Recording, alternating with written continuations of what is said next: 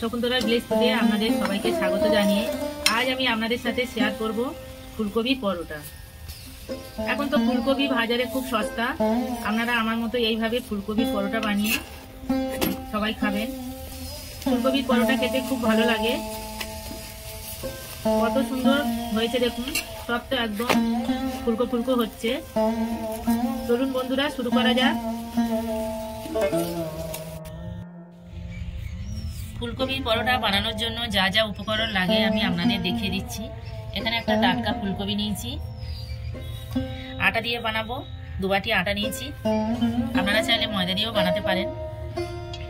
জোয়ান, জিরে, গরম মশলা গুঁড়ো, লবণ, লঙ্কা কুচি, আদা গ্রেট করে নিয়েছি, চিলি ফ্লেক্স, তেল, ধনেপাতা কুচি। প্রথম থেকে শেষ পর্যন্ত ভিডিওটা দেখতে থাকুন, আশা করি খুব ভালো লাগবে। এখন আমি প্রথমে আটাটা মাখিয়ে নেব, লবণ দেব, জোয়ান নিয়েছি, হাতের মধ্যে এইভাবে একটু ঘষে নেব, দিয়ে দেবো।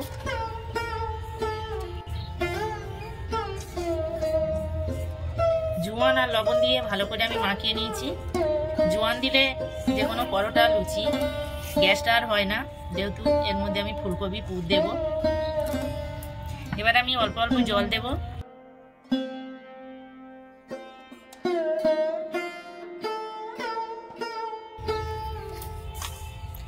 আমি জল দিয়ে একটা ভালো করে ডো বানিয়ে নেব।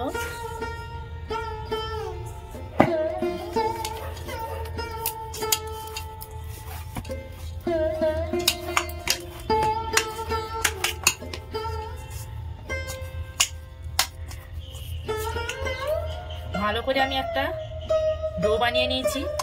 আমি এখানে তেল দিইনি, কিন্তু আপনারা তেল দিয়ে ময়ান দিতে পারেন। এবার আমি ঢাকা দিয়ে রেখে দেব। ফুলকপিটা আমি এবারে কেটে নেব।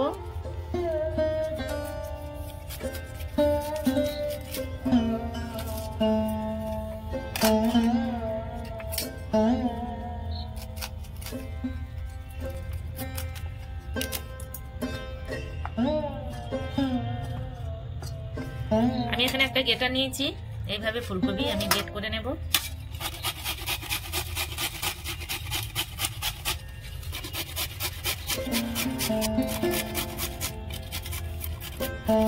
এগুলো আমি ফেলে দেব। এইভাবে আমি ফুলকপিটা ভালো করে গ্রেট করে নেব।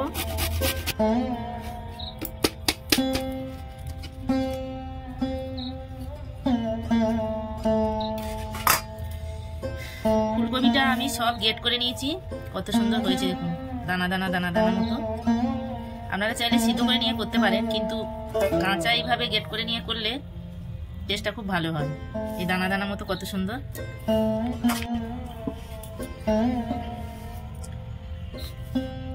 ভালো করে আমি গ্রেট করে নিয়েছি।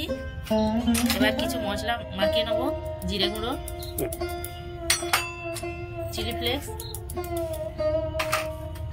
আদা বাটা, কাঁচা লঙ্কা কুচি, ঝালটা আপনারা আপনাদের পছন্দ মতো দেবেন, গরম মশলা গুঁড়ো, ধনেপাতা কুচি। এবার আমি ভালো করে মাখিয়ে নেব। আপনারা আপনাদের পছন্দ মতো দেবেন, কম বেশি করে দিতে পারেন। আমি কিন্তু এখনো লবণ দিইনি, লবণ এখন দেবো না, লবণ দিলে জল ছেড়ে যাবে।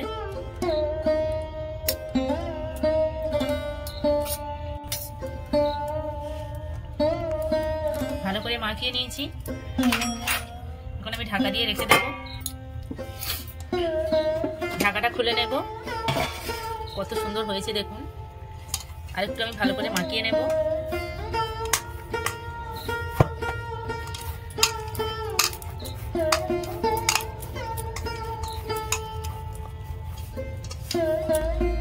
ভালো করে আমি মাখিয়ে নিয়েছি, তাহলে লেচি কেটে নেব।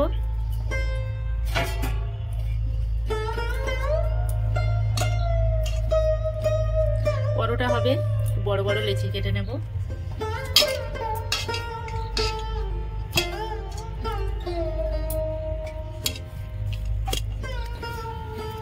সবগুলো আমি লেচি কেটে গোল করে নিয়েছি। লবণ দিলাম, ভালো করে মাখিয়ে নেব। আগে লবণ দিয়ে নিই, কারণ হলো ফুলকপি জল ছেড়ে দেবে।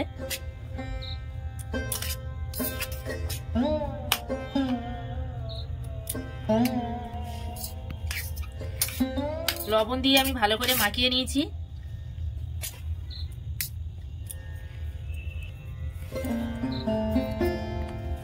এবার একটা করে পুর নেব, এভাবে একটু আটা দিয়ে নেব, নিয়ে আমি ভালো করে একটা এভাবে বাটি করে তৈরি করে নেব।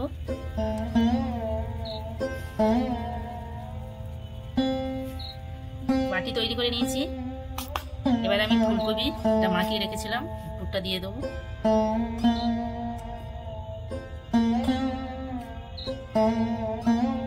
দিয়ে এইভাবে চামচ দিয়ে একটু চেপে দিতে হবে। এই মুখটা এইভাবে মুড়ে নেব।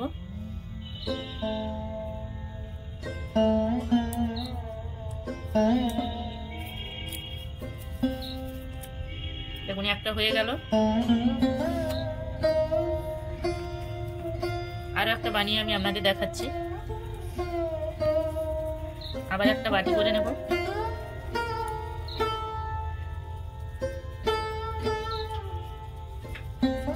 বাটি করে নিয়েছি, আবার পুর দেব।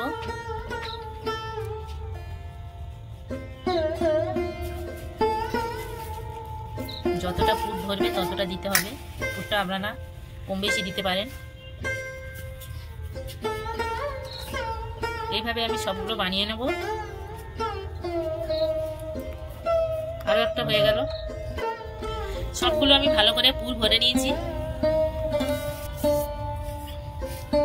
অল্প একটু আটা ছড়িয়ে দেব, এভাবে একটা করে নিয়ে নেব।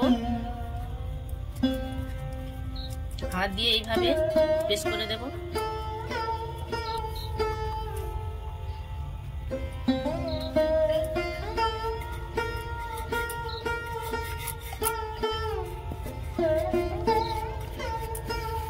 আমি বেলে নিয়েছি পরোটা। আমি গ্যাসের চুলাতে করবো, ননস্টিকের কড়া বসিয়ে দিয়েছি, দিয়ে দেব। একটা একটা করবো, একটা একটা আমি বেলবো। উল্টে দেব।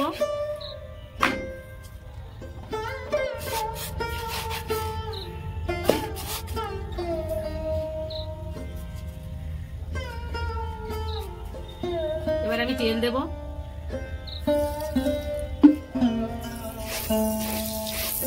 কত সুন্দর ফুলেছে দেখো।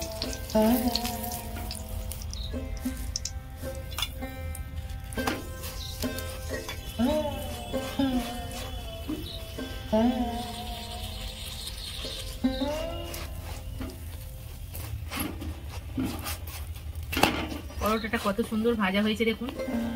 ভাজা হয়ে গেছে, তুলে নেব। এইভাবে আমি সবগুলো ভেজে নেব।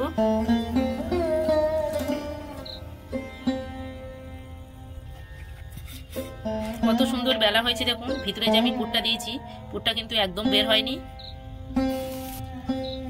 দেখুন বন্ধুরা, ফুলকপির পরোটা একদম রেডি। কত সুন্দর হয়েছে দেখুন। আপনারা আমার মতো এইভাবে ফুলকপির পরোটা বানিয়ে সবাই মিলে খাবেন।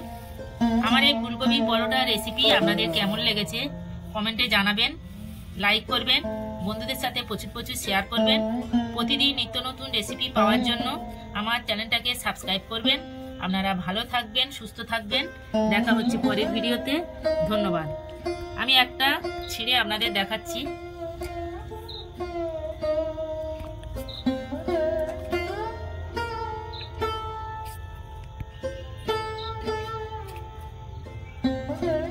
একদম ফুলে একদম দুভাগ হয়ে গেছে দেখুন, কত সুন্দর ফুলেছে।